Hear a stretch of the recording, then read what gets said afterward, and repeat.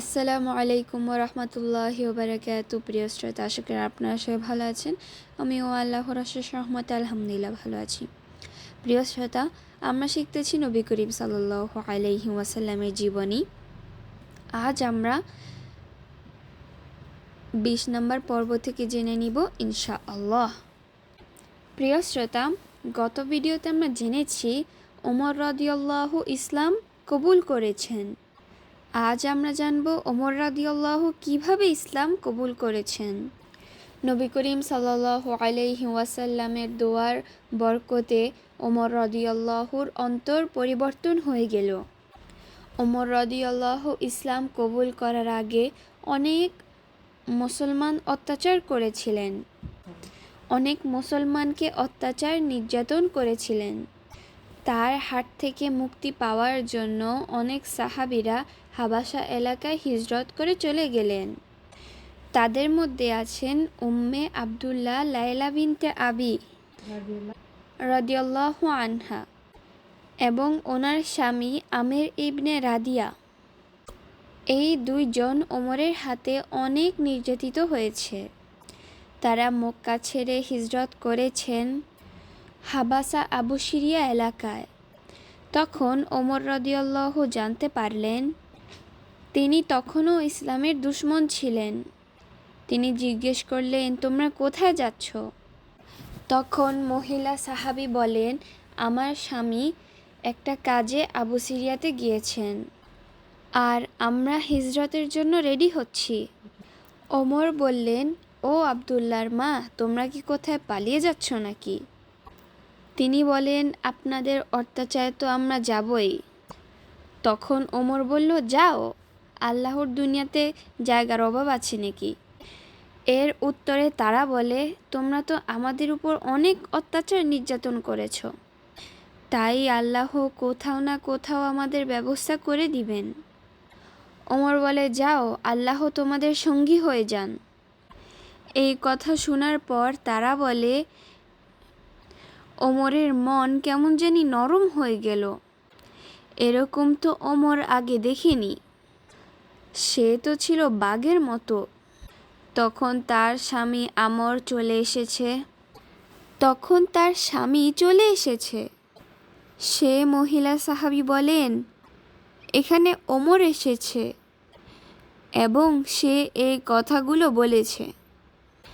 আপনি যদি দেখতেন ওমরের অবস্থা, সে অনেক নরম হয়ে গিয়েছে, কোমল মনের হয়ে গিয়েছে এবং আমরা যে চলে যাচ্ছি এটা ওমরকে ব্যথিত করেছি। আমি সেটা অনুভব করলাম, আপনি সেটা মিস করলেন।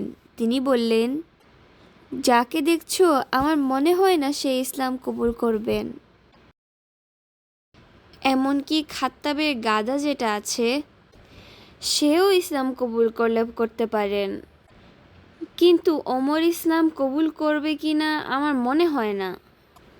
তারপর ওমর রাদিয়াল্লাহু খোলা তরবারি হাতে করে নবী করিম সাল্লাল্লাহু আলাইহি ওয়াসাল্লামকে হত্যা করার উদ্দেশ্যে রওনা হন। তখন নবী করিম সাল্লাল্লাহু আলাইহি ওয়াসাল্লাম 40 জন সাহাবীদেরকে নিয়ে তালিম করতেছেন। যখন ওমর রাদিয়াল্লাহু যাইতেছেন, তখন আরেকজন সাহাবীর সাথে দেখা হয়ে গেল। ওনার নাম হলো নাঈম ইবনে আবদুল্লাহ। তিনি বুঝতে পেরেছেন ওমর কি করতে যাচ্ছেন। তিনি অনেক আগে লুকিয়ে ইসলাম কবুল করেছেন, কিন্তু প্রকাশ করেননি। ওমরকে দেখে বলেন, কোথায় যাইতেছ ওমর? তখন ওমর বলে, আমাদের ধর্মত্যাগী মুহাম্মদের উদ্দেশ্যে রওনা হয়েছি। তখন তিনি বলেন, ইয়া ওমর, তোমার নফস তোমাকে ধোঁকা দিয়েছে। তুমি একলা যাচ্ছ মুহাম্মদকে কতল করতে? মুহাম্মদের যে গোষ্ঠী আছে তারা তোমাকে একলা জিন্দা ছেড়ে দিবে? তার চেয়ে নিজের ঘর সামলাও আগে। তোমার বোন ফাতেমা ও তার স্বামী যে ইসলাম কবুল করেছে সেই খবর রাখো নাকি? নবী মুহাম্মদকে বাঁচানোর জন্য তিনি ওমরকে অন্যদিকে ঘুরিয়ে দিলেন। তখন ওমর বলেন, হ্যাঁ, এ কি বলছো তুমি? আমার বোন, আমার ভগ্নিপতি, তারা ইসলাম কবুল করছে। ওমর তখন সঙ্গে সঙ্গে চলে গেল তার বাড়িতে। ওমরের আওয়াজ শুনে তার ভগ্নিপতি লুকিয়ে গেলেন স্টোর রুমে।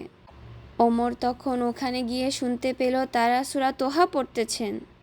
এই কিসের আওয়াজ, কি পড়তেছে ওরা? ওমর তখন তার ভগ্নিপতির মাথায় তরবারি দিয়ে বাড়ি দিলেন, রক্তাক্ত করে ফেললেন। তার মাথা ফেটে রক্ত প্রবাহিত হতে লাগলো। তখন বোন দৌড়ে আসলেন, বোনকেও ধাক্কা দিয়ে আঘাত করলেন এবং রক্তাক্ত করে ফেললেন এবং বলল, তার আগে যে আওয়াজ পাচ্ছিলাম জিনিসটা কি? তখন তারা বলল, এই যে এটা। ওমর বলে, আমার হাতে দাও। তারা বললেন, না, দিব না, তোমার হাতে দিলে তুমি ছেড়ে ফেলবে, জ্বালিয়ে দিবা, আমরা তোমার হাতে দিব না। তখন ওমর বলল, আল্লাহর কসম, আমি কিছু করব না, আমি একটু চাই এটার মধ্যে কি আছে। কি পড়লা তোমরা? কেন তোমরা এটাকে জান দিয়ে পড়তেছো? আমি এটা আবিষ্কার করতে চাই। তারা বলেন, দিব, কিন্তু আপনি কাফের মুশরিক হালাতে আছেন, আপনি নিজে গোসল করে পবিত্রতা অর্জন করে আসেন, তারপরেই দিব, কারণ এটা ধরতে পাক হতে হবে। তখন ওমর গোসল করে আসলো, তারপর এটা হাতে নিয়ে পড়া শুরু করলো। বিসমিল্লাহ বলে সূরা তোহা পড়ল। আমি আপনার প্রতি কোরআন এই জন্য নাজিল করিনি যে আপনি হতভাগ্য হয়ে যাবেন, দুর্ভাগা হয়ে যাবেন। কোরআন মানুষকে দুর্ভাগা বানাতে আসেনি, বরং যে আল্লাহকে ভয় করতে চায় তার জন্য সুন্দর সুন্দর নসিহত এই কোরআনে আছে। যিনি উচ্চ আকাশ জমিনকে সৃষ্টি করেছেন তার তরফ থেকে এই কোরআন এসেছে, সুবহানাল্লাহ। আর তিনি কে? তিনি হচ্ছেন সেই আল্লাহ যিনি আরশের উপর সমাচিত আছেন। এই আয়াতগুলো পড়তে পড়তে প্রায় 14 নম্বর আয়াত পর্যন্ত পড়লেন। 14 নম্বর আয়াতে ছিল, আল্লাহ নিজের পরিচয় নিজেই দিয়েছেন, আমি হচ্ছি সেই আল্লাহ যিনি ছাড়া কোনো মাবুদ নেই, আমি ছাড়া কোনো মাবুদ নেই। হে মুহাম্মদ, আপনি আমার ইবাদত করেন আর নামাজ কায়েম করেন, আমাকে স্মরণ করুন, আমাকে স্মরণ করার জন্য আমাকে ডাকুন। এতটুকু পড়ার পর ওমরের অন্তর নরম হয়ে গেল। কথাগুলো এত সুন্দর, কত সম্মানের এই কথাগুলো। এই কথা যে ব্যক্তি বলে তার কাছ থেকে এই কথাগুলো এসেছে, সত্যি তিনি ছাড়া আর কেউ মাবুদ হওয়ার উপযুক্ত হতে পারে না। আমাকে তোমরা মুহাম্মদের কাছে নিয়ে যাও। মুহাম্মদ কোথায় আছে বলো, তাকে দেখতে চাই আমি। এই কথার পর খাব্বাব স্টোররুম থেকে বেরিয়ে এলো এবং খাব্বাব ওমরকে বলেন, তোমার জন্য সুসংবাদ আছে ওমর। আমি শুনতে পেরেছি নবী করিম সাল্লাল্লাহু আলাইহি ওয়াসাল্লাম আল্লাহর নিকট তোমার জন্য দোয়া করেছেন। এইটা হলো সেই দোয়া। কি দোয়া করেছে জানো?